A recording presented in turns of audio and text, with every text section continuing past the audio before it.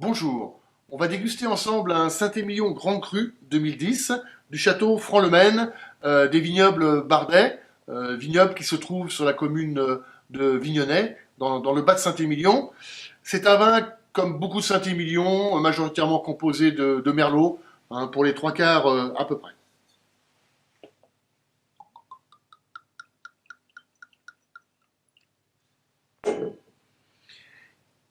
Couleur assez dense, foncée, sur des grenats.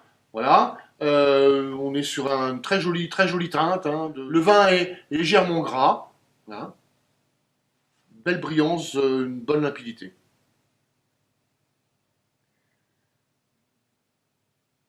Un nez qui est un petit peu en retrait, enfin plutôt le fruit est un petit peu en retrait. C'est un nez qui est porté essentiellement par le terroir, c'est-à-dire par des notes de sous-bois, des notes légèrement pyromatiques sur le côté bois grillé. C'est aussi orienté sur les épices avec sa côté poivré, un tout petit peu de clou de girofle également.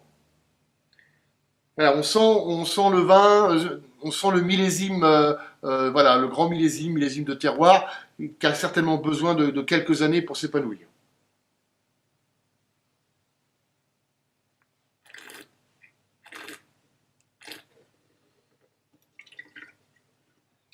Belle attaque en bouche, on a une belle matière, on a des jolis tanins, pas mal de tanins, mais des tanins de très belle qualité.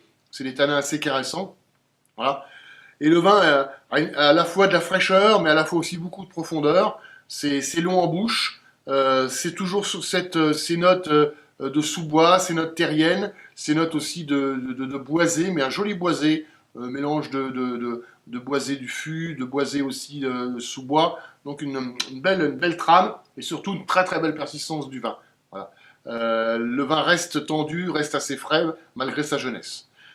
C'est un vin de garde, c'est un vin qu'il faut oublier il y a quelques années, qui donnera certainement quelque chose de très beau d'ici 5 à 7 ans. Voilà, c'est un millésime qui est caractéristique des grands millésimes sur Bordeaux.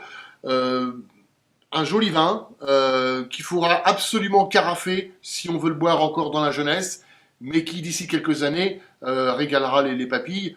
Alors au niveau des mets, on ira sur des choses un petit peu plus relevées. Ça peut être des magrets de canard, ça peut être des viandes un petit peu cuites au vin, pourquoi pas, voire je veux dire des viandes d'agneau un peu à la provençale.